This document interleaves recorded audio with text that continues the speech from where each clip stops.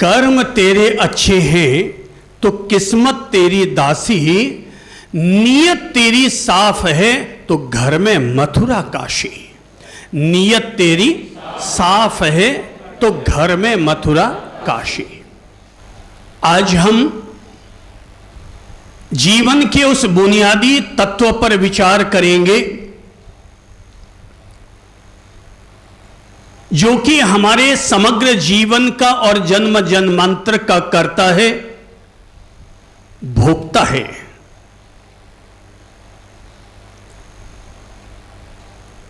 जो हमारे संपूर्ण जीवन का आधार बनता है, और जैसे इंसान की छाया उसके साथ चलती है, ऐसे ही इंसान की वो ताकत उसके साथ साथ चलती है, और वो है इंसान का अपना कर्म।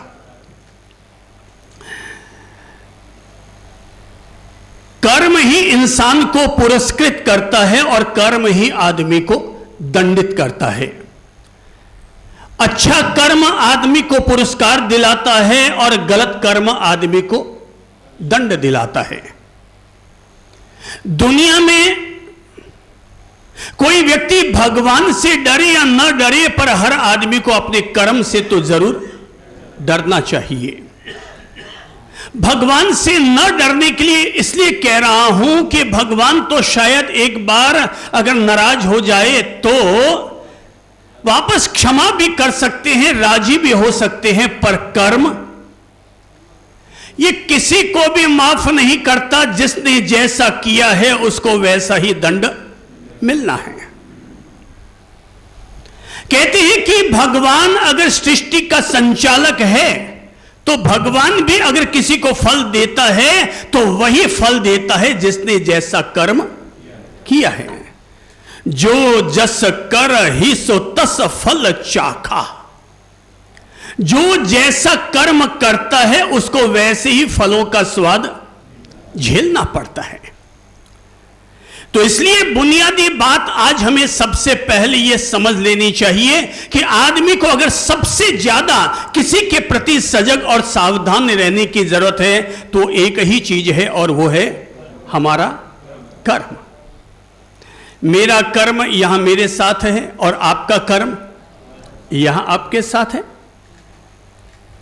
आप यहां आए हैं तो आपकी गाड़ी आपके साथ नहीं है, आपका बंगला आपके साथ नहीं है, आपके पति और पत्नी साथ में नहीं है, आपके बच्चे आपके साथ में नहीं है, आपके सास ससुर आपके साथ में नहीं है, आपकी धन दौलत वो आपके साथ में नहीं है। पर एक चीज हमारे साथ में है और वो है हमारा अपना कर्म। जब तक कर्म अनुकूल है, अगर आयुष्य कर्म आपका शेष है तो अपन सब कुर्सी पर बैठे हैं, और आयुष्य कर्म जैसे ही पूरा होता है कि कुर्सी पर बैठे बैठे ही लुढ़क जाते हैं। मैं आप सब लोगों को संबोधित कर रहा हूं, पर कब तक करूंगा? जब तक मेरा आयुष्य कर्म मेरे साथ है। और जैसे ही मेरा आयुष्य कर्म पूरा हो गया तो ये जो मैं बोल रहा हूं ना, बोल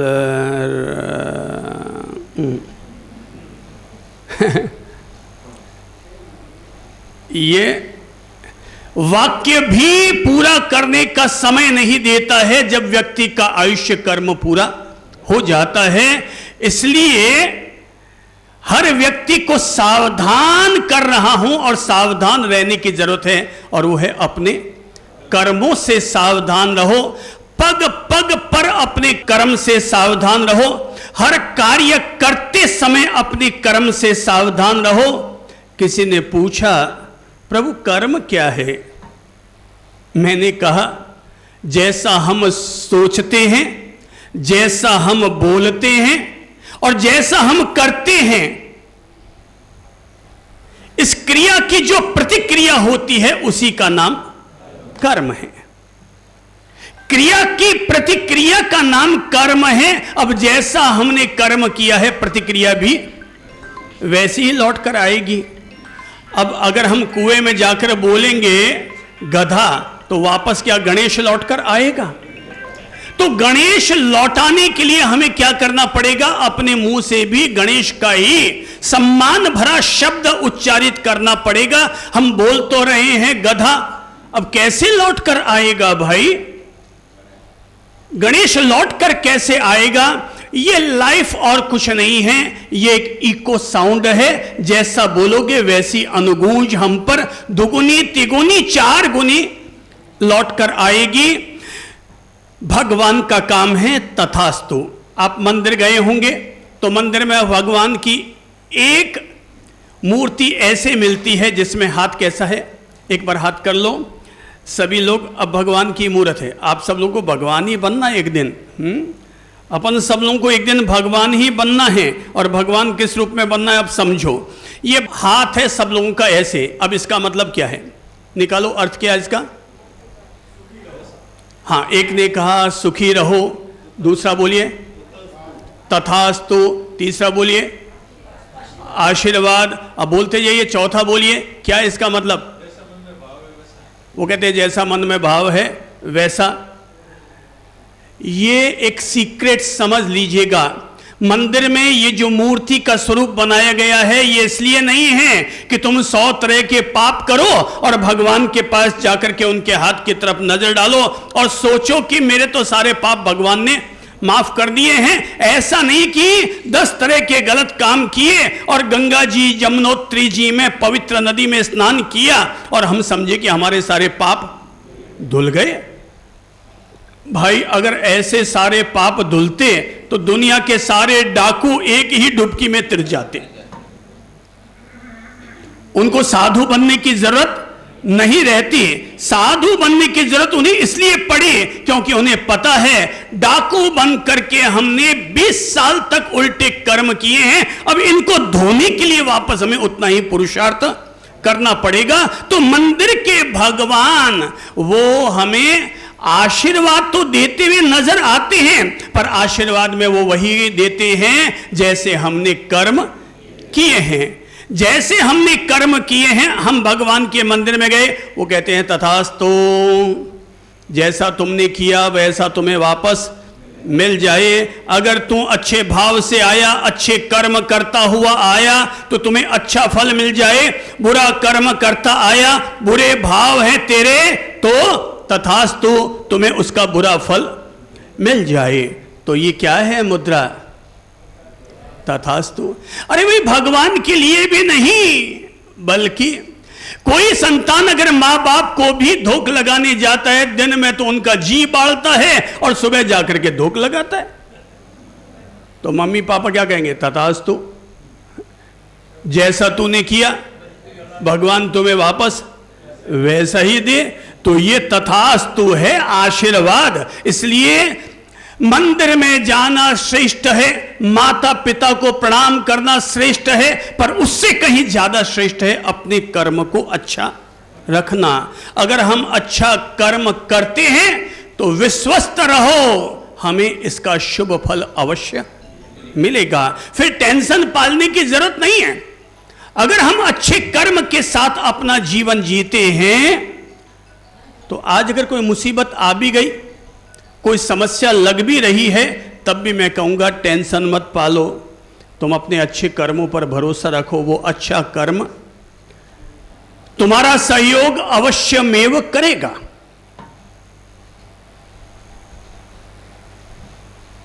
जैसे अच्छे मन से काम करोगे तो सुख आपका वैसे ही अनुसरण करेगा जैसे कि बैलगाड़ी का चक्का अपने बैलों का अनुसरण करता है। और अगर बुरे मन से हम काम करेंगे, बुरी कोई क्रिया करेंगे, तो दुख हमारा वैसे ही पीछा नहीं छोड़ेगा जैसे कि इंसान की छाया इंसान का पीछा नहीं छोड़ती है। कोई इंसान अगर सुखी है तो इसलिए क्योंकि उसने सुखी होने के बीज बोए, और कोई इंसान अगर दुखी है तो क्योंकि उसने कभी दुखी होने के बीज बोए, कभी उसने दुखी होने के बीज बोए, इसलिए आदमी दुखी है। एक व्यक्ति के घर पर एक विकलांग लड़का पैदा हुआ। व्यक्ति को लगता था कि भाई मैंने तो हमेशा अच्छा काम ही किया है, फिर मेरे घर में ऐसा विकलांग बच्चा कैसे पैदा हुआ जिसकी दोनों टांगे ही अपाहिज है। वो अगर कहीं जाना होता है तो घसीट घसीट कर चलता है। हालांकि उसके पिता ये सद्बुद्धि आने के कारण कि आदमी का कर्म उसका पीछा करता है, तो जरूर इसने कोई गलत काम किया होगा, फिर उसे कोई इस तरह के गलत कर्म का सामना न करना पड़े, सो उसके हाथों से अच्छे काम भी वो करवाता था। एक दिन नगर में एक ज्ञानी संत आए, एक ऐसे संत जो इंसान का भूतकाल भी समझ सकते थे, उसका पुनर्जन्म भी वो जान सकते थे। और जब वो उनके पास अपने बच्चे को लेकर गए कि भगवान, हमें जरा अपने बच्चे का अतीत अगर आप समझा सकते हैं तो समझाइए कि हमारे बच्चे ने ऐसा कौन सा गलत काम किया कि जिसके कारण इसकी दोनों टांगे अपाहिज है, ये लूला है। गुरु ने कहा, मेरे प्यारे वत्स, तुम यहां 1 घंटे के लिए बैठो, मैं ध्यान लगाता हूं, तुम्हारे बच्चे को उसके अतीत की तरफ लेकर जाता हूं, मैं इस पर सम्मोहन विद्या करता हूं और सम्मोहन विद्या के जरिए इसे अपने अतीत में लेकर जाता हूं और यह खुद ही देख ले कि इसने अपने अतीत में क्या काम किया है।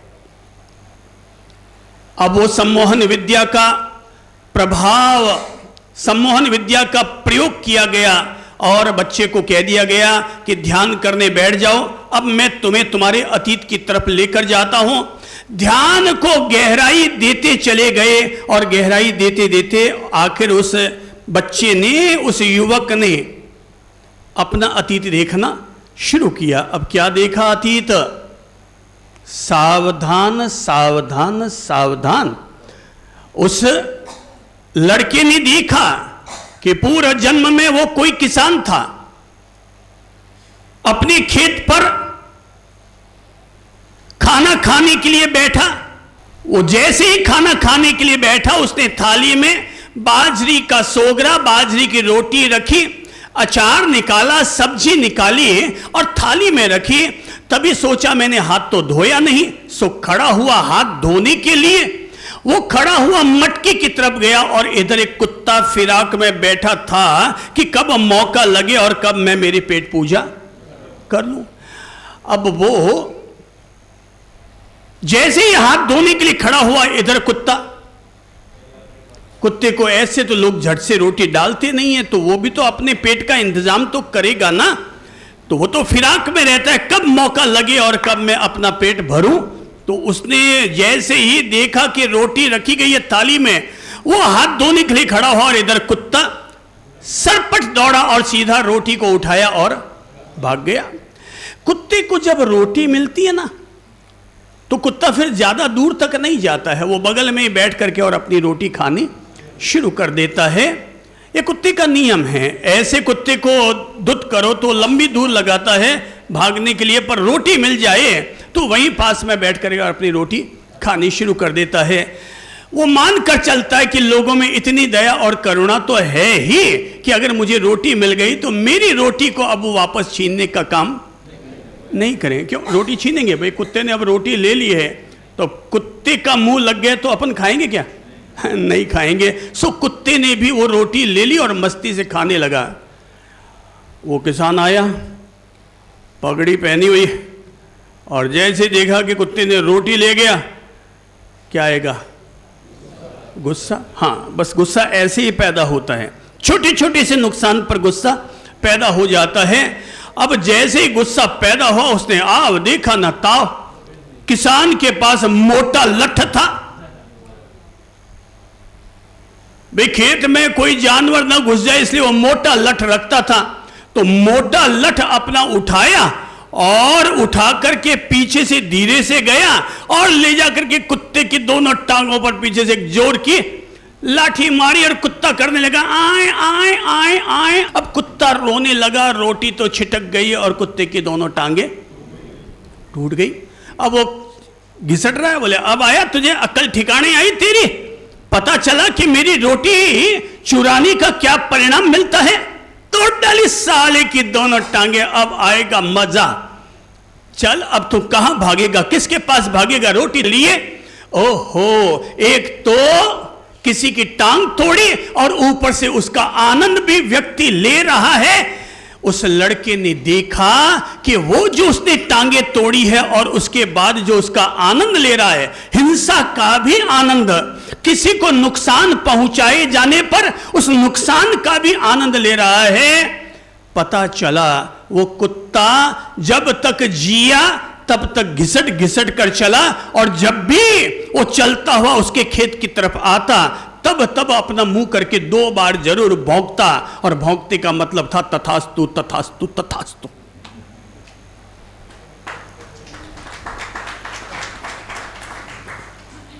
अगर उसके टांगे होती तो शायद वो बदला भी ले लेता, पर टांगे तो अपन ने तोड़ दी। अब तोड़ दी तो वो बदला कैसे लेगा? वो वापस आता और आकर कहता, थने भी वही मिलल जू मारी तू टांगिया तोड़ी, भगवान थारी भी टांगिया तोड़ेला। अब वो कुत्ते की अपनी लैंग्वेज है, हमारी अपनी लैंग्वेज है, पर दुआ तो बिना लैंग्वेज वाले भी दे सकते हैं और बद्दुआ भी बिना लैंग्वेज वाले लोग दे सकते हैं। एक जानवर को आप गाय को रोटी देंगे तो उसके लिए उसे बोलने की जरूरत नहीं है, अपने आप ही उसके दिल से दुआ निकल गई। तो दुआ और बद्दुआ दोनों बिना लैंग्वेज के भी निकल जाती है। आप खुश हैं, बोलने की जरूरत नहीं, केवल आपके चेहरे की स्माइल को देखकर पता चल जाता है कि अभी आप इस समय खुश हैं। तो युवक ने देखा कि उसने किसी की टांग तोड़ी, तो आज हमारी टांगे टूटी हुई है। कर्म की थ्योरी अगर सच है तो दुनिया में जितने भी नेत्रहीन लोग हैं, विकलांग लोग हैं, वो मान कर चले उन्होंने अपने पूर्व जन्म में ऐसा कोई न कोई अनुचित कर्म अवश्य किया होगा जिसके कारण आज उन्हें इस अपाहिजता का सामना करना पड़ रहा है। आज अगर आप उन्हें मदद का हाथ बढ़ाते हैं तो ये आपकी और हमारी दया और करुणा है, कोमलता है, भाईचारा है, इंसानियत है। पर उन्हें तो अपने कर्मों का प्रायश्चित कर ही लेना चाहिए कि हमने पूर्व जन्म में ऐसा कोई न कोई जरूर अनुचित कर्म किया था जिसके कारण आज हमें इस कर्म का सामना करना पड़ रहा है। एक परम ज्ञानी संत थे जिनका नाम था अरहत चक्षुपाल। इस संत की घटना धम्मपद में आई है। तो धम्मपद में कहा गया है कि जब वो अरहत चक्षुपाल जिन्हें परम ज्ञान भी प्राप्त हो गया था लेकिन नेत्रहीन थे, तो एक बार शिष्यों ने भगवान के सामने जिज्ञासा रखी कि भगवान, ये चक्षुपाल इतने बड़े त्रिकालदर्शी संत और नेत्रहीन, ये बात समझ में नहीं आई। आखिर इन्होंने ऐसा कौन सा कर्म किया था जिसके कारण इन्हें नेत्रहीनता का सामना करना पड़ रहा है? तब भगवान ने कहा था, भाई दरअसल वो स्वयं चक्षुपाल अब अपना भूत भविष्य वर्तमान सब कुछ जानने लग गया है, तो इसलिए मैं जवाब दूं इससे अच्छा होगा कि चक्षुपाल के पास ही जाओ और उससे पूछो कि आपने ऐसा कौन सा कर्म किया जिसके कारण आप नेत्रहीन हुए। तब चक्षुपाल ने जो रहस्य खोला था उससे हमें हमारी सारी कर्म की थ्योरी, पूरी फिलॉसफी समझ में आ जाएगी। चक्षुपाल ने कहा, भाई इंसान का कर्म उसके कर्ता का अनुगमन करता है। इंसान का कर्म कर्ता का अनुगमन करता है, जिसने किया है वो उसके साथ साथ चलता है। तो मैंने अपने पूर्व जन्म में, मैं एक वैद्य था, बड़ा प्रतिष्ठित वैद्य था, मैं बहुत लोगों की सेवा करता था।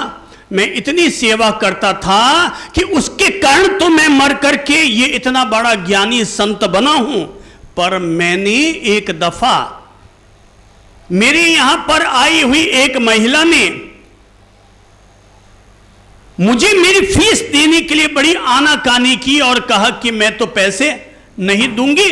और एक बार जब फिर उसके आंखों में दर्द हुआ तो मैंने कहा कि इसने मुझे फीस नहीं दी, आज मैं इसे मजा चखाता हूं।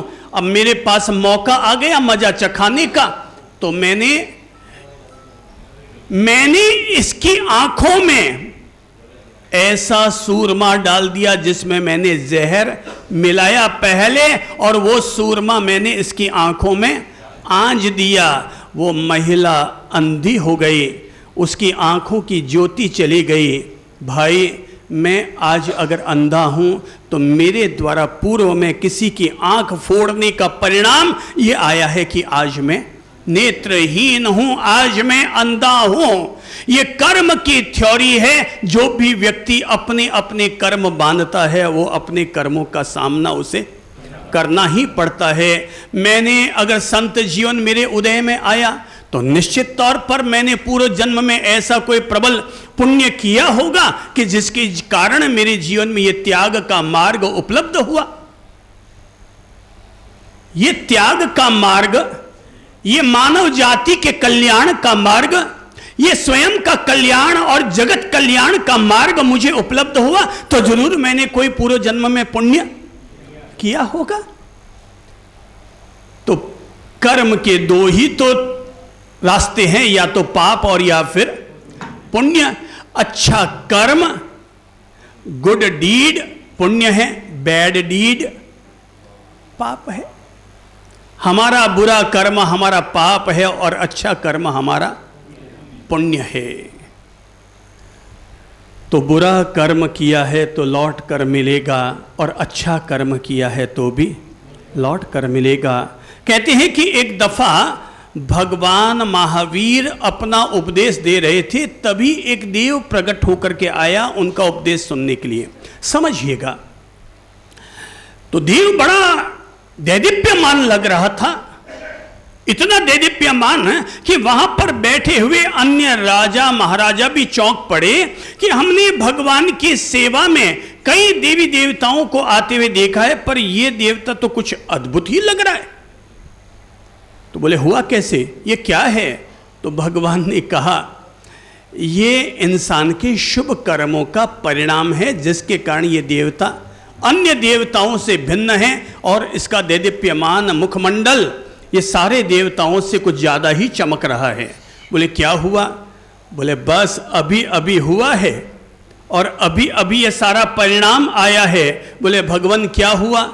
बोले हुआ ये, देखिए हम इंसानों का जब जन्म होता है तो 9 महीने लग जाते हैं, पर देवी देवताओं का जो जन्म होता है उसमें सेकंडों में काम होता है, वो वहाँ पर सीधे प्रकट हो जाते हैं।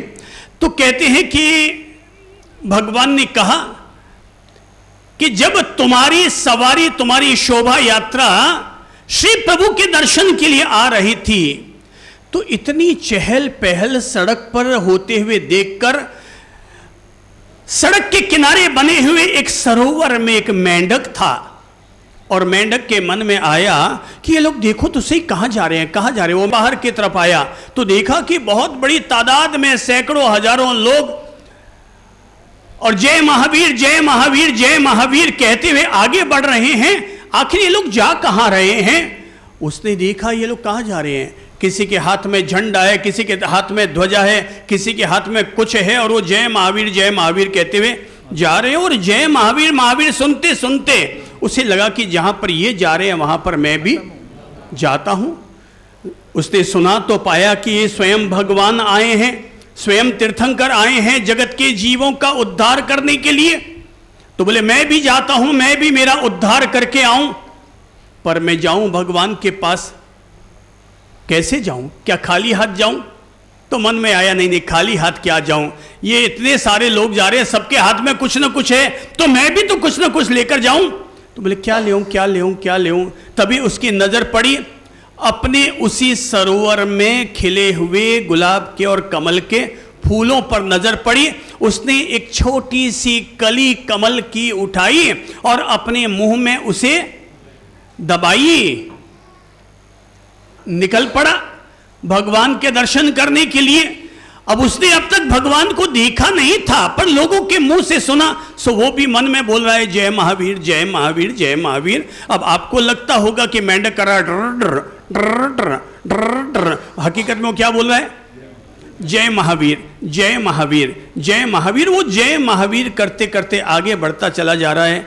सड़क पर तो वो चल नहीं सकता क्योंकि सड़क पर बहुत सारे सिपाही, घोड़े, हाथी चल रहे हैं। सो उसने सड़क के नीचे जो छोटी पगडंडी थी वो उस पर से आगे बढ़ता चला जा रहा था। बोले जिधर ये भीड़ जा रही है उधर मैं भी बढ़ रहा हूं। अब संयोग देखो, मन की दशा क्या है मेंढक की? शुभ है कि अशुभ है? शुभ। शुभ में भी अति शुभ धाराएं उसके मन में बह रही है। अरे कल्याण होना हो तो जीव योनि में, सामान्य जीव योनि में भी उद्धार हो जाता है, और कल्याण नहीं करना है तो मनुष्य का जन्म भी ले लो तो भी क्या आनी जानी है। तो मेंढक योनि कौन सी है? त्रियंज की योनि, एक सामान्य जीव की योनि। अब वो जय महावीर, जय महावीर, श्री प्रभु शरणम कहते हुए आगे बढ़ रहा है। इतने में ही एक नगर सेवक के मन में आया कि यार मैं तो बहुत पीछे रह गया हूं, मैं अपने घोड़े को साइड वाली पगडंडी से उतार करके और मैं आगे बढ़ जाता हूं। अब वो अपने घोड़े को नीचे वाली पगडंडी पर लेकर आता है। अब जैसे ही घोड़ा दौड़ने लगता है, घोड़े का पांव, घोड़े की नाल, अब वो किस पर आकर लगी है? मेंढक पर। और जैसे ही मेंढक पर लगी कि मेंढक के मुंह से निकला जिसका मतलब था जय महावीर, जय महावीर, जय महावीर कहा, और उसके प्राण पखेरु उड़ गए। राजन, ये जो दैदीप्यमान देवता नजर आ रहा है ना, ये वही मेंढक मर कर के ये दैदीप्यमान देव बना है। ये है इंसान के शुभ कर्म, वो तत्काल अपना परिणाम देते हैं और वो मर करके वही जीव, मेंढक का जीव, और मर करके देवता बन गया। हमारे यहाँ कहते हैं कि ये मनुष्य जन्म व्यक्ति को अपने आत्म कल्याण के लिए मिला है, ये भगवत शरण प्राप्त करने के लिए मिला है, ये मोक्ष और सिद्धत्व प्राप्त करने के लिए मिला है। पर हमने इसको सिद्धि के लिए नहीं लगाया, हमने इसे संपत्ति के लिए लगाया है। हमने इसे परमेश्वर के लिए नहीं लगाया है, हमने इसे पति और पत्नी के लिए लगाया है। मनुष्य जन्म अनमोल रे, मिट्टी में मत रोल रे, अब जो मिला है फिर न मिलेगा, कभी नहीं, कभी नहीं, कभी नहीं रे। बोलो मनुष्य जन्म मिट्टी में मत, अब जो मिला है फिर न मिलेगा, कभी नहीं, अब जो मिला है फिर न मिलेगा, कभी नहीं, कभी नहीं, कभी नहीं रे। ये जो जीवन हमें आज मिला हुआ है, ये मनुष्य जन्म है, हमें इसे लगाना किस कार्य के लिए चाहिए, और हमने इसे लगा दिया किस कार्य के लिए? अब भाई जिस कार्य में लगाओगे वैसा ही तो फिर फल हमें प्राप्त होगा। परमात्मा के लिए लगाएंगे तो समाधि का पथ मिलेगा, परिवार के लिए लगाएंगे तो पैसा टक्का मिलेगा। शुभ कर्म इंसान का साथ चलता है, अशुभ कर्म भी इंसान का साथ चलता है। यह सत्य एक समझ में आ जाए, उसी दिन हम सभी लोग अपने अपने कर्मों के प्रति जागरूक होना शुरू हो जाएंगे। हम गलत कर्म इसलिए करते हैं क्योंकि हम कर्म के प्रति जागरूक नहीं हैं। अगर कोई भी व्यक्ति ये उसे एहसास हो जाए, ये आत्मज्ञान हो जाए कि मेरे द्वारा किए गए शुभ अशुभ कर्मों का फल मुझे मिलेगा ही, तो एक बात बताइए, आपको अगर पता चल जाए कि ये जो रास्ता है इस रास्ते पर पेट्रोल गिरा हुआ है और जो जाएगा उसका पांव फिसल जाएगा, क्या आप उस रास्ते पर जाएंगे? हैं? हाँ, अगर पता नहीं है तो शायद आप जा सकते हैं और अपने पांव तोड़वा सकते हैं, पर पता चलने के बाद तो नहीं करेंगे।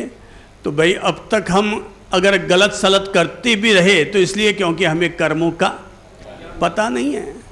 पता चल जाए तो उसके बाद आदमी कैसे करेगा? वो कहते हैं ना कि भाई एक गुरु के धाम पर दो शिष्य सोए हुए थे, तो इतने में ही ऊपर से महर्षि नारद निकले और महर्षि नारद ने जैसे ही उन दो शिष्यों को देखा तो महर्षि नारद ने अपने साथ चल रहे दूसरे महर्षि से कहा, भाई ये संत होगा, आगे जाकर बड़ा ज्ञानी होगा, बड़ा अद्भुत जीव है ये तो।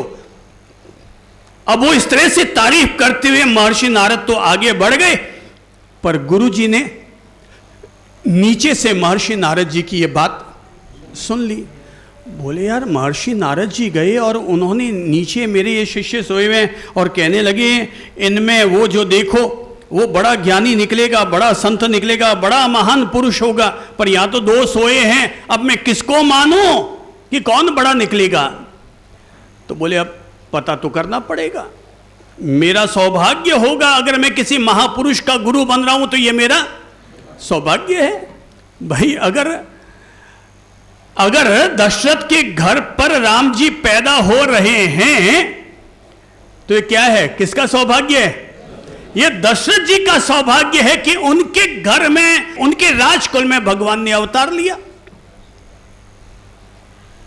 तो अब पता करने के लिए क्या किया? बोले पता करने के लिए अगले दिन दोनों को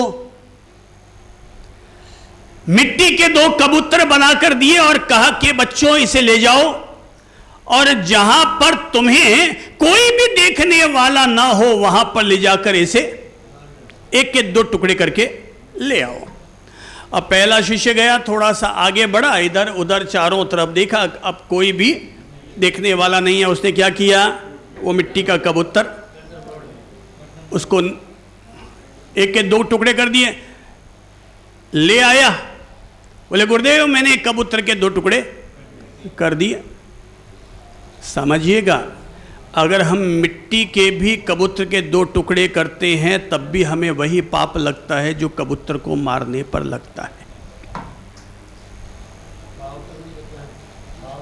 हाँ, भाव तो मारने का है, भाव तो उसे तोड़ने का, इसलिए सावधान।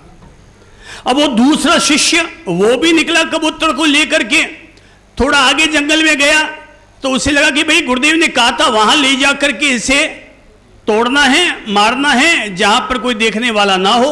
बोले यहां पर तो कोई देखने वाला नहीं है। फिर आसमान पर नजर गई, अरे यार ऊपर बड़ा तो देखने वाला है। अरे नहीं नहीं नहीं नहीं, गुरुदेव ने कहा था वहां ले जाके इसे तोड़ना है जहां पर कोई देखने वाला ना हो। बोले यहां तो कौन है ऊपर? अपन सब क्या करते हैं, अपन सब धूल झोंकने का काम करते हैं।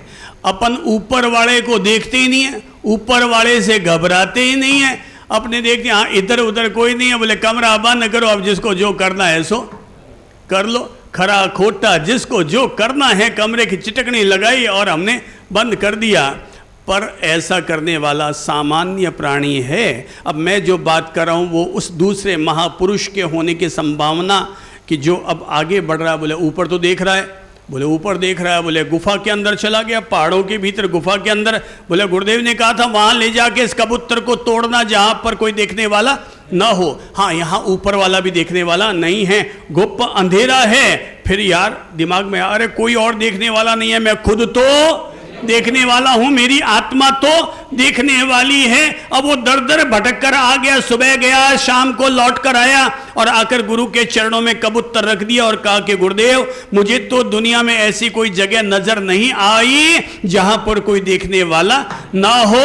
गुरु ने उसे उठाया और अपने गले लगा लिया। मेरा सौभाग्य कि मैं ऐसे शिष्य का गुरु बन रहा हूं जो कि आज महापुरुष बनेगा। मैंने पहचान लिया कौन व्यक्ति महापुरुष बनेगा, ये मुझे समझ में आ गई, मुझे पता चल गया। और वो महापुरुष कौन होगा? वो महापुरुष तू ही होगा। क्यों?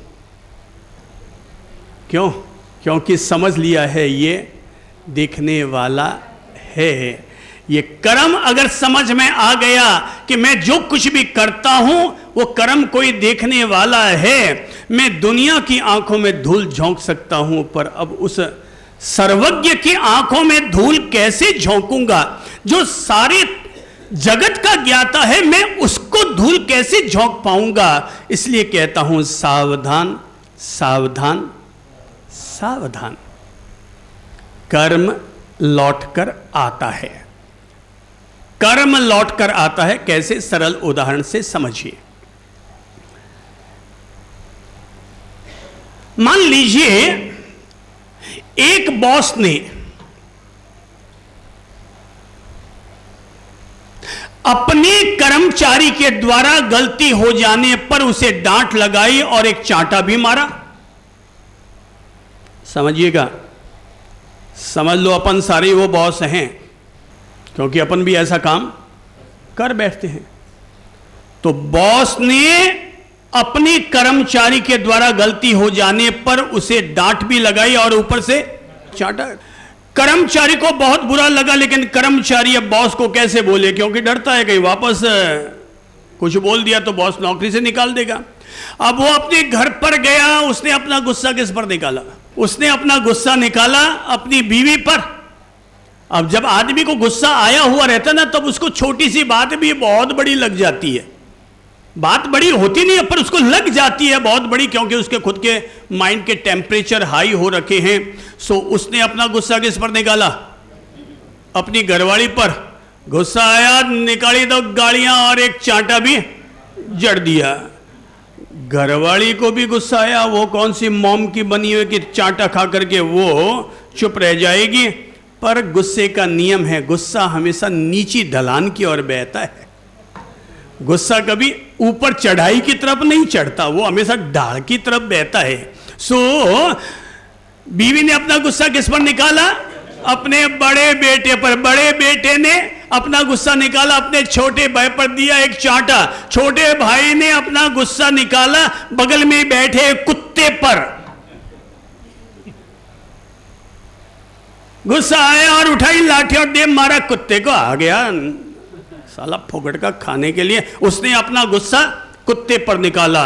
कुत्ते को जैसे ही पड़ी लाठी, कुत्ता आए आए आए करता कमरे से बाहर निकला और उधर बॉस ऊपर से नीचे आ रहा है। कुत्ता आया और जैसे ही बॉस करीब गुजरने लगा कि कुत्ते ने काट खाया, पिंडी पकड़ ली।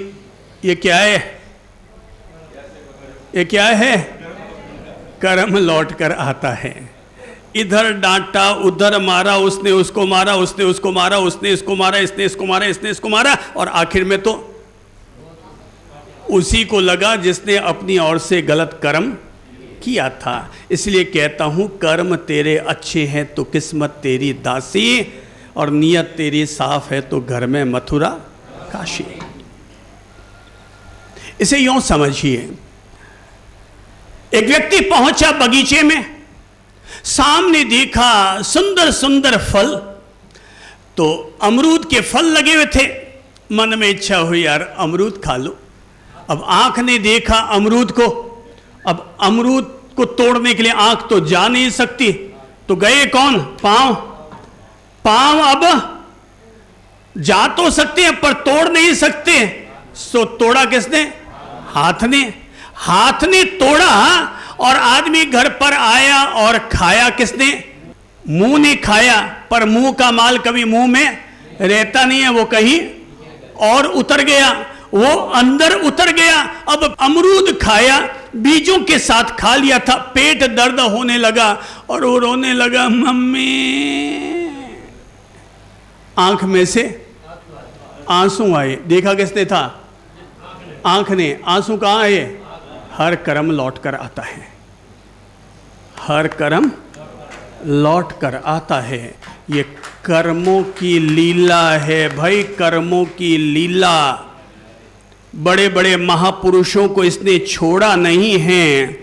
ये तो सब ने चित्र देख रखा है कि भीष्म पितामह कितने दिन तक शरशैया पर, तीरों के शैया पर सोए रहे।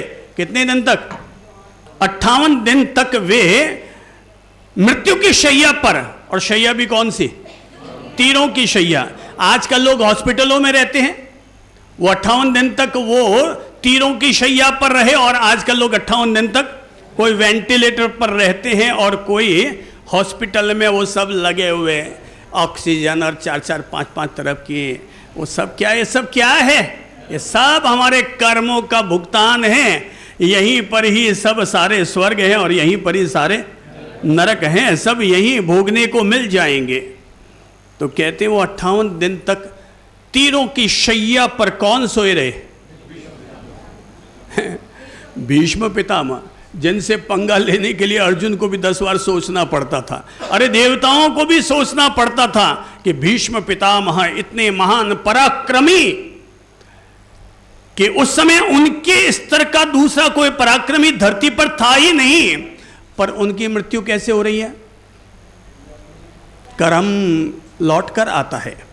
अब कैसे लौट कर आता है? यह हुआ ये कि भीष्म पितामह ने पहले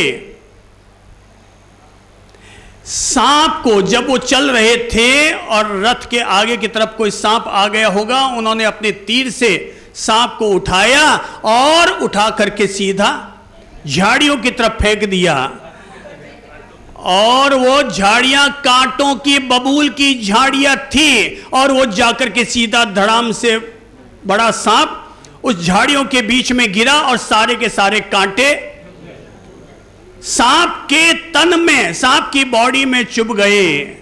कहते हैं यही कर्म लौट कर आया था। वहां पर सांप को हमने बींधा और यहां पर स्वयं को हमें बिंधना पड़ा। कर्म को समझो। भगवान श्री राम का उदाहरण लेता हूं कि जो स्वयं भगवान के अवतार कहलाते हैं धर्म की भाषा में, और उनकी धर्म पत्नी मां सती सीता जी मां लक्ष्मी का अवतार कहलाती है। अब कर्म देखो, कर्म किसी को नहीं छोड़ता है, वो भगवान को भी नहीं छोड़ता है। इसलिए मैं कहता हूं भगवान से डरो या मत डरो, लेकिन अपने कर्म से जरूर डरो। हो सकता है हमने मान लिया कि हमने दरवाजा बंद कर लिया, अब चाहे दूध में पानी मिलाओ, दवा में मिलावट करो, किसी के साथ रैप करो, जो करना है सो करो। हम सोच सकते हैं भगवान तो अब हमें नहीं देख रहे, पर तुम्हारी स्वयं की आत्मा उस कर्म को देख रही है, उसकी साक्षी बन रही है। जैसे जैसे चुंबक कीलों को खींच लेता है, वैसे ही हमारी आत्मा उन सारे बुरे कर्मों की परछाई को अपने में ग्रहण कर लेती है और समय आने पर वापस वैसा लौट आती है। तो रामचंद्र जी, उनको सुख क्या मिला? मुझे कोई ये बताएं कि राम जी को अपने जीवन में सुख क्या मिला, सीता जी को अपने जीवन में सुख क्या मिला? कोई राम जी का जीवन और सुख, इन दोनों के बीच में जरा कॉम्बिनेशन बैठा कर देखे तो पता चला उनका पूरा जीवन ही संघर्ष में बीता। पूरा जीवन ही, पहले कुमार अवस्था में थे तो रोज ही असुरों का संहार करने में लगे रहते, और शादी कर ली तो कौन प्रकट हो गई? कौन प्रकट हुई? वचन किसने मांगे? कैकेयी ने। पर आपको बता दूं, ये वचन कैकेयी ने नहीं मांगे, ये वचन राम जी के कर्म ने मांगे।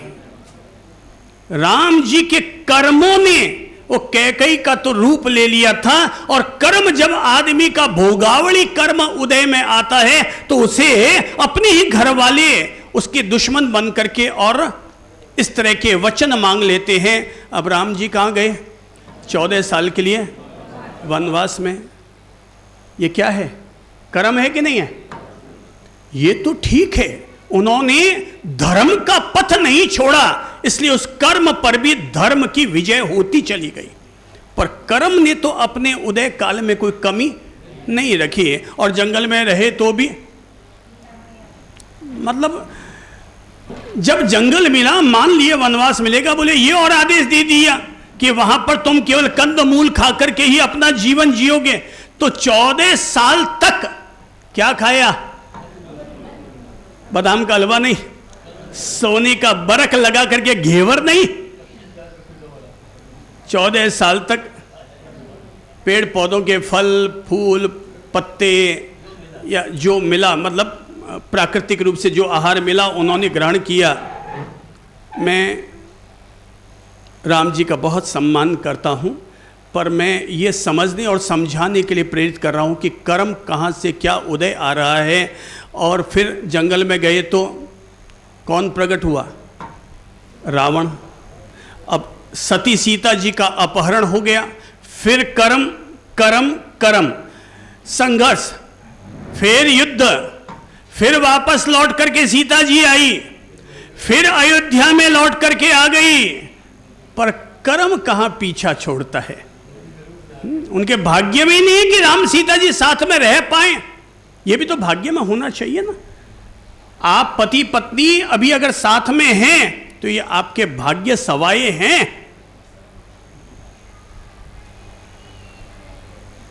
भाग्य हमारे सवाए हैं, कम से कम उनसे तो ठीक ही है, हैं? उनसे तो हमारे भाग्य ठीक ही हैं।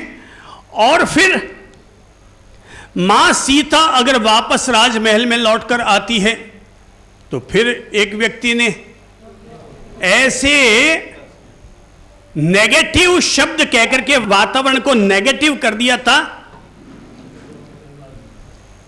कि सीता जी का फिर त्याग हुआ। अब सीता जी का त्याग हुआ तो अब वो कहां गए वापस? जंगल में। सीता जी जंगल में थे, राम जी महलों में थे। तो क्या आप ये समझते हैं कि राम जी सुखी थे वहां पर? वो जंगल में रह करके दुखी थी या नहीं थी, पर राम जी महलों में रह करके अवश्य में दुखी थे। और सीता जी को अपनी संतानों को जन्म देने के लिए कहां शरण लेनी पड़ी? मतलब सोचो तो सही, कर्म की लीला सोचो। मैं फिर कहता हूं, कर्म के प्रति एकमात्र सबसे ज्यादा जागरूक बनो। वो इसलिए कह रहा हूं कि महासती सीता को जो महालक्ष्मी जी का अवतार कहलाती है, और उन्हें अपनी संतानों को जन्म देने के लिए एक ऋषि के आश्रम में जाकर के शरण लेनी पड़ती है। एक ऋषि के आश्रम में जाकर के शरण लेनी पड़ती है, और वहां पर अपने अयोध्या के 2 राजदीपकों को जन्म देना पड़ता है। 2 कुल के गौरव को वहां पर जन्म देना पड़ता है। क्या है ये सब? ये किसकी लीला है? इसमें किसकी भूमिका है? भगवान की?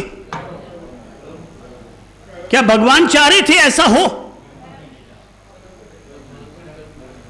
ये कर्म की लीला है। इसलिए जगत में एक सत्य जान लेना चाहिए कि कर्म भगवान को भी नहीं छोड़ता है।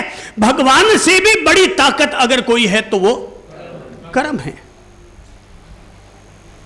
मैंने इसीलिए कहा कि भगवान से डरो तो अच्छी बात है, न भी डरे तब भी कहूंगा अपने कर्म करते समय अपने अपने कर्मों से जरूर डरना, क्योंकि वो हमारे उदय में जरूर आएगा।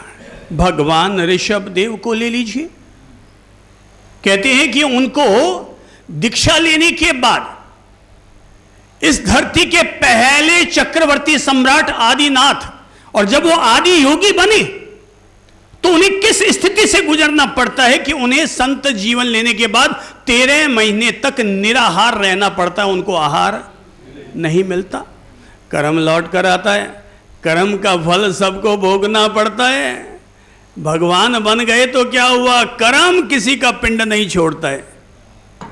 ये कुत्ता है, पिंडली पकड़ ली तो फिर वो माल पूरा निकाल करके वो छोड़ता है। तो ये कर्म भगवान ऋषभ देव ने अपने पूर्व जन्म में पता है क्या किया? कहानी बताती है कि किसान थे, काम कर रहे थे खेत में, 13 घड़ी का समय बीता होगा। उन्होंने सोचा कि बैल कहीं खेत ना चढ़ जाए, इसलिए बैल के मुंह पर क्या बांध दिया? छींका बांध दिया। बोले मैं खाना खाकर आता हूं, तब तक बैलों को यहां पर बांध करके रख देता हूं। वो घर गए, खाना खाया, सो गए, और शाम के समय आंख खुली तब तक 13 घड़ियां बीत गई। बोले अरे बैलों को तो मैंने भूखा ही रख दिया, मैं तो यहां आकर के सो गया या अपने आवश्यक कार्य में लग गया। वापस ऋषभ देव जाते हैं, बैलों का मुंह का छींका खोलते हैं, पर उन्हें 13 घड़ी तक न तो आहार मिला न पानी मिला। वो बेहोश होकर के गिर पड़े और शायद वो का वो भी हो गए होंगे। तो 13 घड़ी तक उनको निराहार रखा तो क्या हुआ? 13 महीने तक ऋषभ देव को निराहार रहना पड़ा। है ना कर्म का खेल? हाँ, ब्याज समेत। नहीं, ब्याज ही है, यहां ब्याज बढ़ता ही जाता है। बचपन में सुनी हुई ये लाइन मैं तो याद रखता हूं, आप भी याद रख लो तो अच्छी बात है। तुम 1 पैसा दोगे वो 10 लाख देगा, तुम गरीब हो के सुनो वो तुम्हारी सुनेगा। 1 पैसा दोगे 10 लाख गुना, तुम 1 पैसा दोगे वो 10 लाख देगा। अब 1 पैसे कितना हो गया? 10 लाख, यानी पूरी फसलें सारी की सारी आपके लिए ढेर सारी पैदा कर दी है। और अगर किसी को पीड़ा दी दो तो भी 10 लाख गुना वो लौट करके आएगा। इसलिए सावधान सावधान सावधान। कर्म हंसावे कर्म रोवावे, कर्म हंसावे कर्म रोवावे, ओ तो कर्म बड़ो रे बलवान, वारी जाऊं कर्माने, ओ तो कर्म बड़ो ही बलवान, वारी जाऊं कर्माने। बोलो कर्म हंसावे कर्म हंसावे कर्म रोवावे, ओ तो कर्म बड़ो ही बलवान, वारी जाऊं। ये कर्म ही हंसाता है, कर्म ही रुलाता है, ये कर्म है बड़ा बलवान, वारी जाऊं कर्मा ने। गीता के नायक भगवान कृष्ण ने कर्म को बहुत सहज रूप में हमें समझाया है और कहा है कर्म 3 प्रकार के होते हैं। पहला है प्रारब्ध कर्म, दूसरा है संचित कर्म और तीसरा है क्रियमाण कर्म। तो पहला है प्रारब्ध कर्म, हमारा वो कर्म जो हमने पहले बांधा था और इस समय हमारे उदय में आ गया है, वो कर्म है हमारा प्रारब्ध कर्म। जो कर्म हमने पूर्व में बांधा था, अच्छा या बुरा, पर जो हमारे इस समय वर्तमान में उदय में आ गया, उस कर्म का नाम है प्रारब्ध कर्म। सोचो, आदरणीय अमरा राम साहब, आपकी शादी वो बहन जी से हुई थी, क्यों? थारे पड़ोस में और कोई था को नहीं गई? था तो सही, फिर इनसे क्यों हुई? क्यों हुई? सब लोग बोलो, क्यों हुई? प्रारब्ध में, इनके प्रारब्ध में यही क्यों लिखी थी? देखी तो और 5 भी रही होंगी, पर यही क्यों? अरे कई दफा ऐसा होता है कि आदमी सोचता है नहीं नहीं यार, आ लड़की तो ठीक होने में और ट्राई करूं। वो साल भर तक ट्राई करता रहता है और आखिर में वापस कहीं आता है, वहीं पर आता है। क्यों भाई? गाड़ी का बैल चलते चलते वापस वहीं क्यों पहुंचा? क्यों? प्रारब्ध उसी के साथ लिखा हुआ है, तो कितना ही भटक ले पर प्रारब्ध में वही है, तो वही चीज आकर के मिलेगी।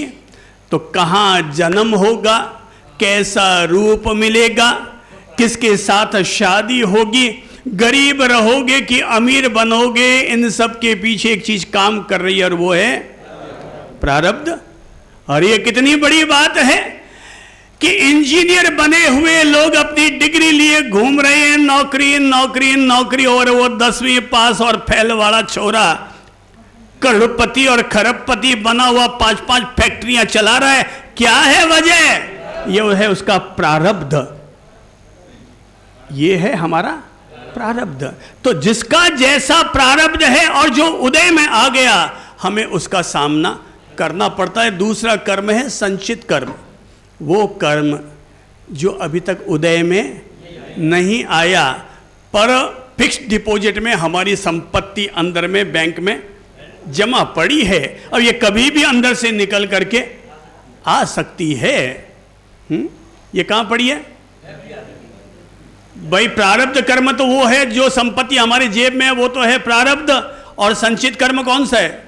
जो बैंक में भाई 5 साल की हमने एफडी करवा रखी है, तो 5 साल बाद ही तो वो हमें मिल पाएगी ना, तो वो कर्म है हमारा संचित कर्म। और तीसरा है क्रियमाण कर्म। तीसरा कौन सा है?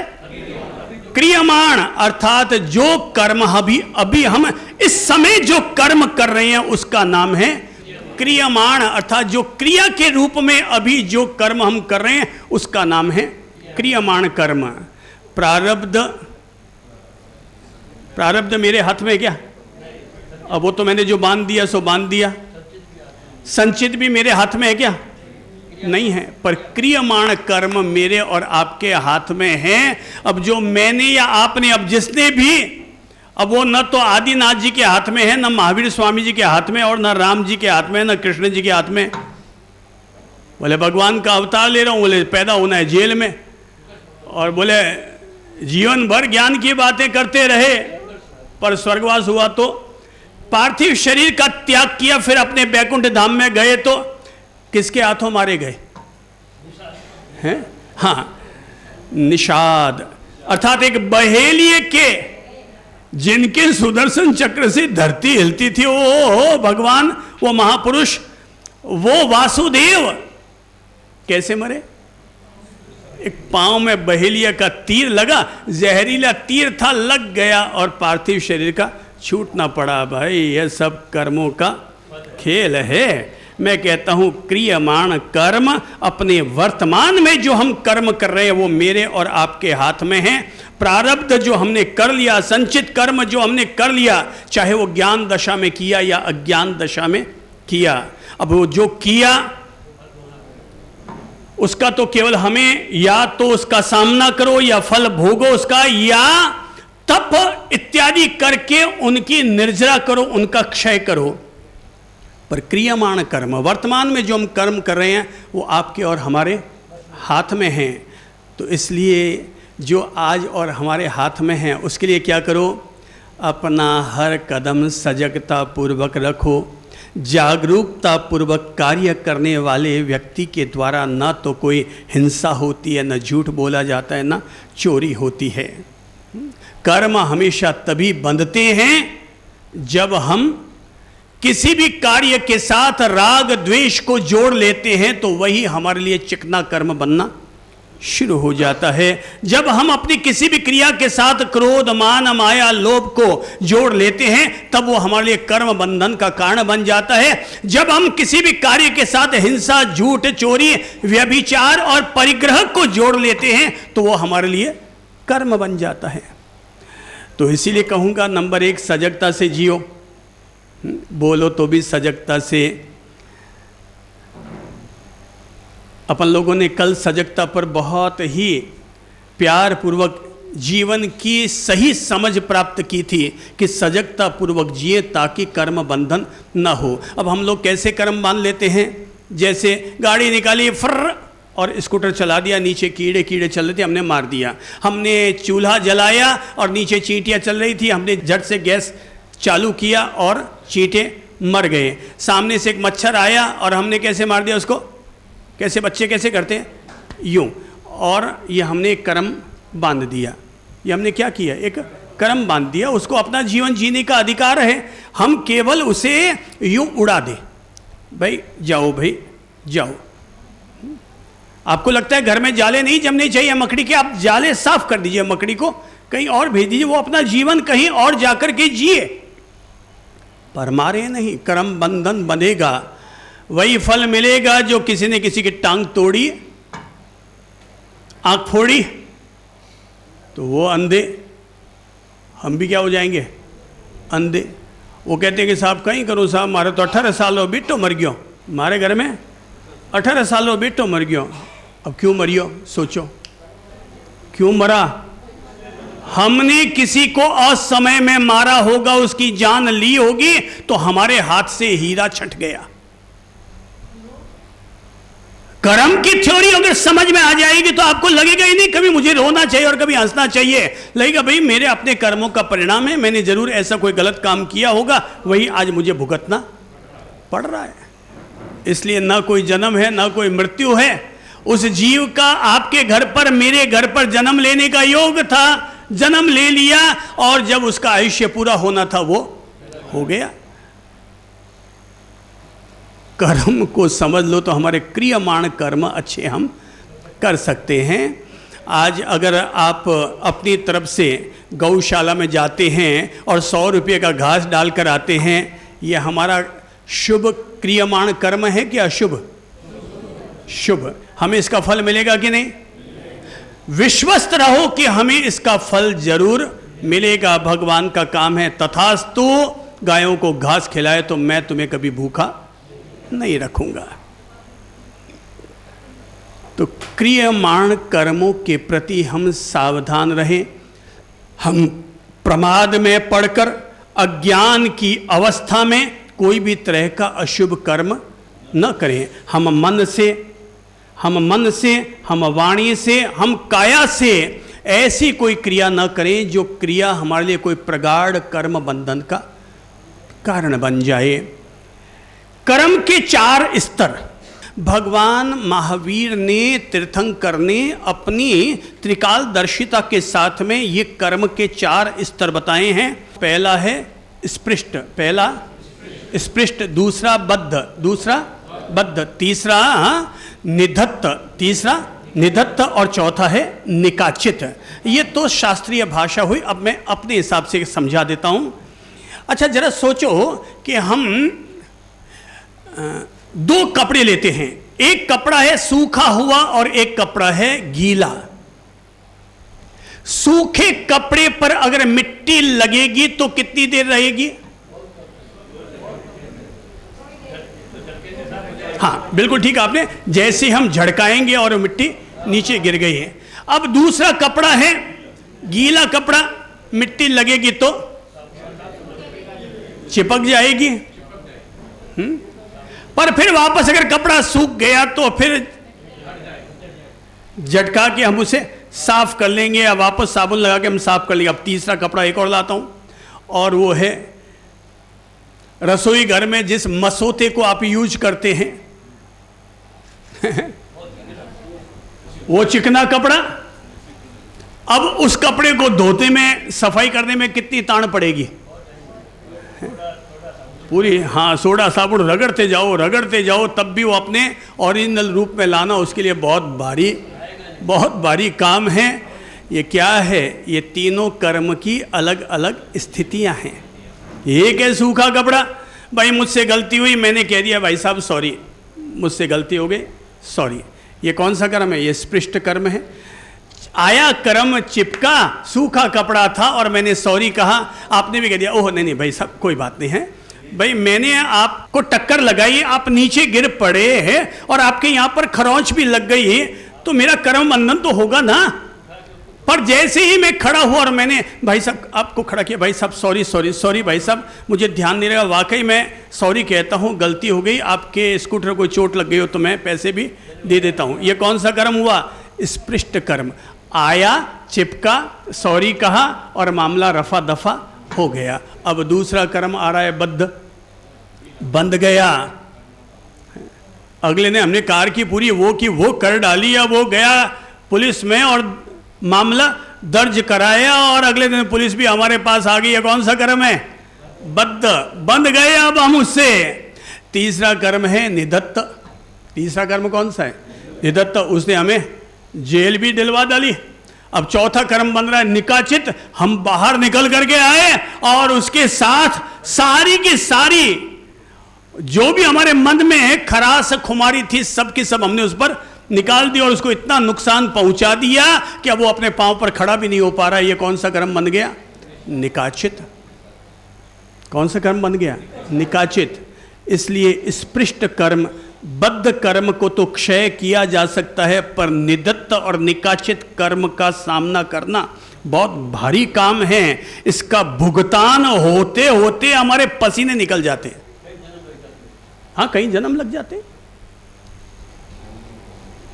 वो कहते हैं ना कि भगवान श्री महावीर ने अपने पूर्व भाव में, ये तीर्थंकरों की जीवन गाथा हमें इसलिए ध्यान रखनी चाहिए क्योंकि वो कोई भगवान के अवतार नहीं थे, वो आपके और हमारे जैसे ही इंसान थे, पर इंसान होकर के भी अपने समस्त कर्मों से मुक्त होते होते और वो सिद्धत्व को प्राप्त हो गए, इसलिए वो बड़े भगवान हो गए। तो बोले पूर्व जन्म में वो राजा थे, उन्होंने अपने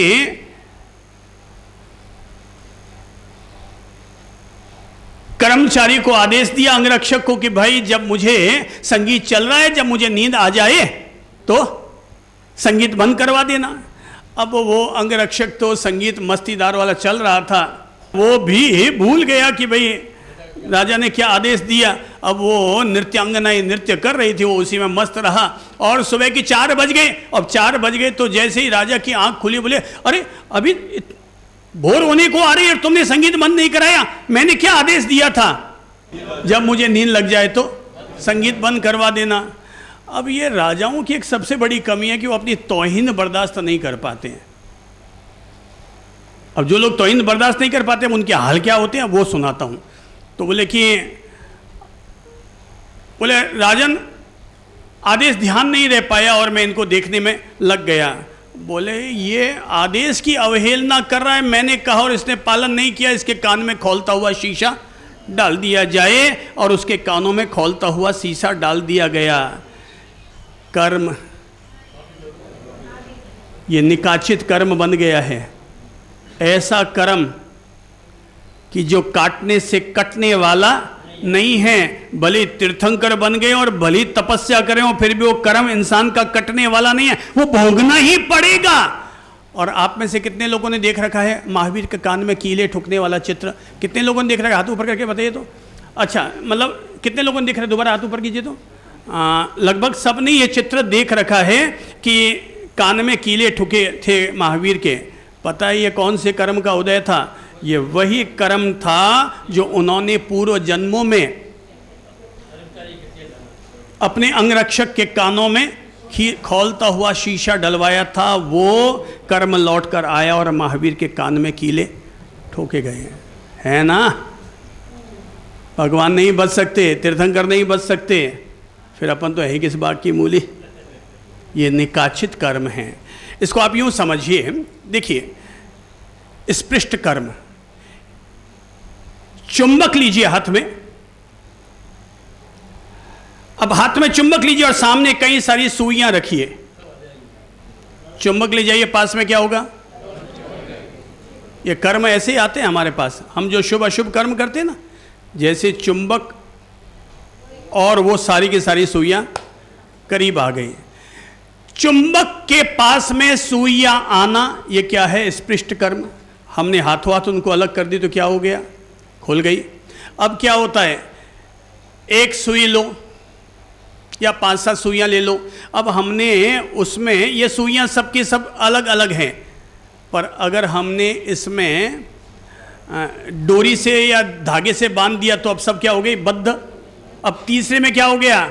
बोले अब हम इसको वेल्डिंग करके वापस आपस में चिपका दिए तो क्या हो गया? निदत्त। अब हम और ज्यादा वो कर्म हमारा प्रगाढ़ हो गया। और चौथा है, अब हमने इन सारी सुइयों को गड़ा पिघला करके एक लोहे का पिंड बना दिया। अब सुइयां कहां हैं? ये कौन सा कर्म हो गया? हमारा निकाचित कर्म। हमने, अब हम पता ही नहीं कर पा रहे हैं कि हमने ऐसा कौन सा कर्म डाला, कर्म कर डाला। ये भयंकर प्रगाढ़ कर्म हो गया। ये है हमारा निकाचित कर्म। तो सावधान। हम लोग पहले तो गलत कर्म करते हैं और फिर ऊपर से वाह मजा आ गया, मैं तो एडो करियो। वो शास्त्रों में कहानी आती है इसके लिए, और कहानी ये कहते हैं कि राजा श्रेणिक ने, वो भगवान महावीर के शिष्य थे, पर भगवान से जब उन्होंने पूछा कि भगवान मरने के बाद मेरी गति कौन सी होगी? बोले 7वीं नरक। बोले क्या बात है भगवान, मैं आपकी शरण में आ गया तो भी 7वीं नरक? बोले भाई निकाचित कर्म अगर बांध लोगे, यानी चिकना कर्म अगर बांध लोगे, मसौती में जैसे चिकनाई घुस जाती है, वैसे अगर हमने हमारी आत्मा में ऐसा निकाचित कर्म बांध लिया तो फिर उसको तो भोगना ही पड़ेगा।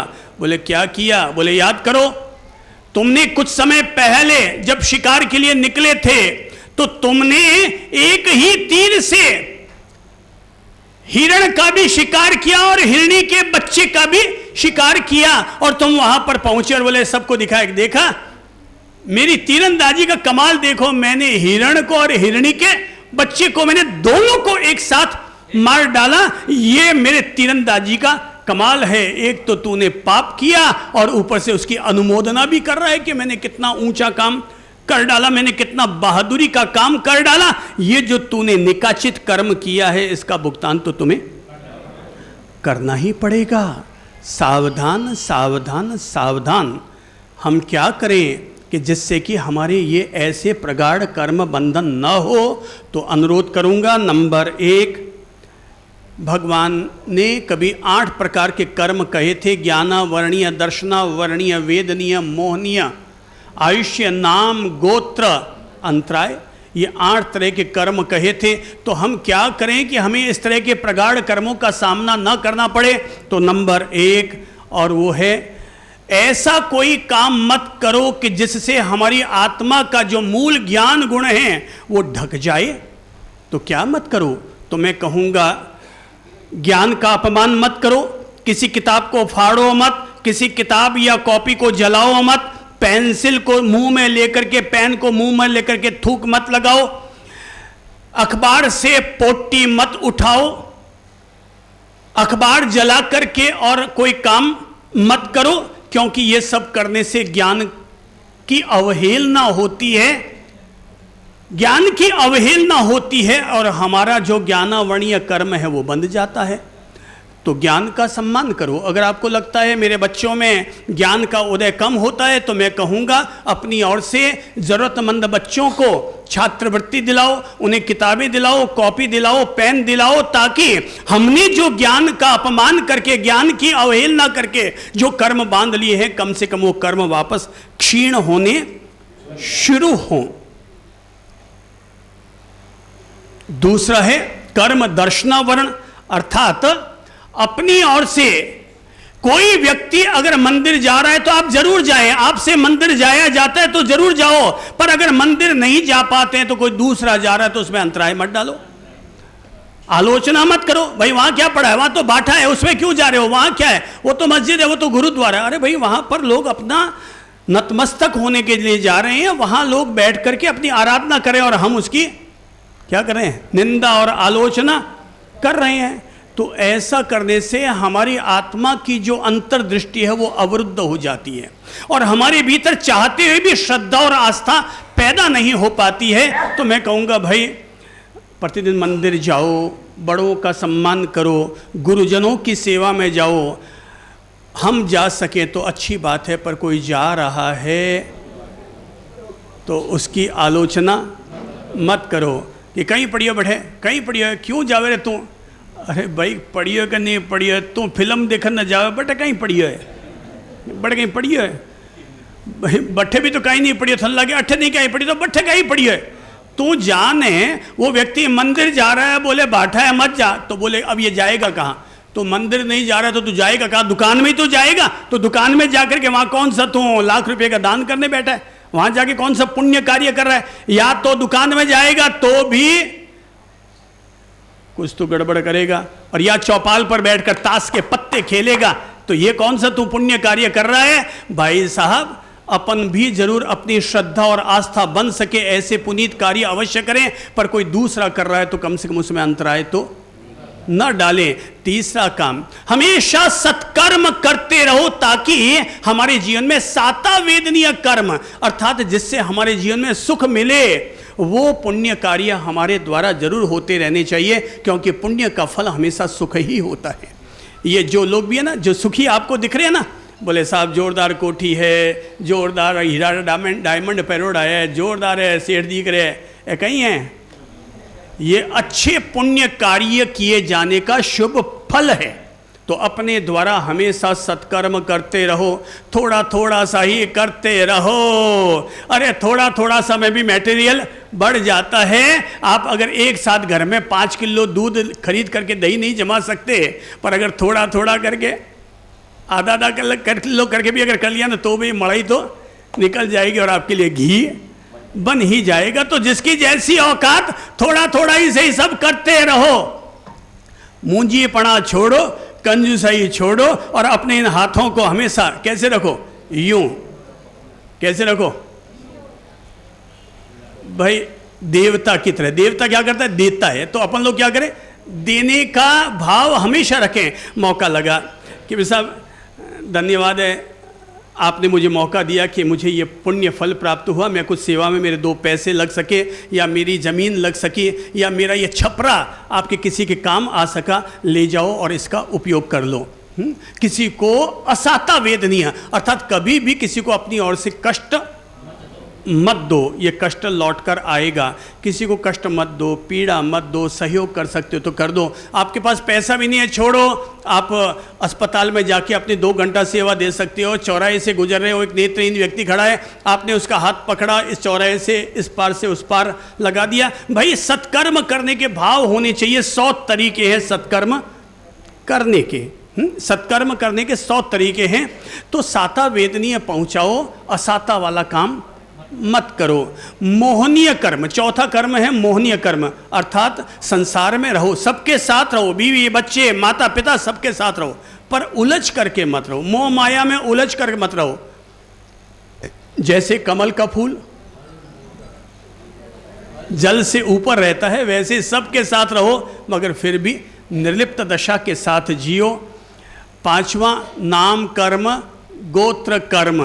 तो मैं कहूँगा जातिगत भेदभाव मत लाओ। ये काड़ो और गोरो और घणो चावलो और घणो बूंडो, ये सारे भाव अपने मन से हटाओ, क्योंकि इन्हीं के कारण हमारा फिर अगले जन्म में उच्च जाति, नीच जाति, छोटी जाति में ये सारे भेदभाव जो हमारे जन्म के भीतर हो जाएंगे, फिर कोई अगले जन्म में हम नाटे हो जाएंगे, लंबे हो जाएंगे, मोटे हो जाएंगे, पतलू रह जाएंगे। ये सब हमारे द्वारा किए गए ये अलग अलग कर्म के परिणाम हैं।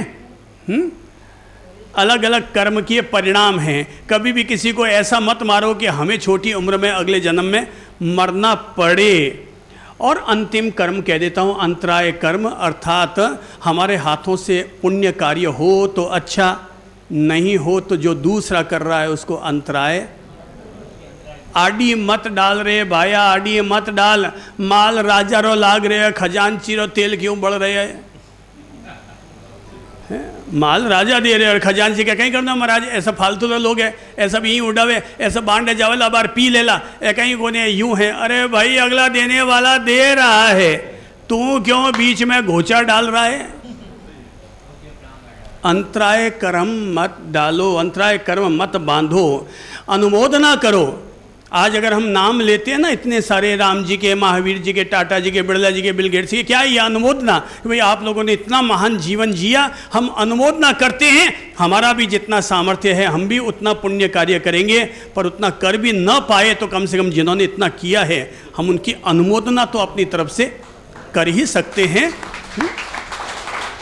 वो कहते हैं कि करना, कराना, अनुमोदन करना, तीनों एक जैसे फलदायी हो सकते हैं। भाई उसने किया, मैंने प्रेरणा दी, मैंने करवाया, आप सब लोगों ने बैठ करके साहब भाग्यशाली है जो उनके घर से इतना पुण्य कार्य हो रहा है, तो अनुमोदन किया। सबको कहीं ना कहीं इसका पुण्य फल प्राप्त होना ही होना है। तो बस सार बात इतनी सी कह रहा हूँ, अपने कर्म के प्रति सावधान रहो। कर्म तेरे अच्छे हैं तो किस्मत तेरी दासी। सब बोलो, कर्म तेरे तो किस्मत तेरी दासी, और नियत तेरी साफ है तो घर में मथुरा काशी। श्री प्रभु शरणम। सभी लोग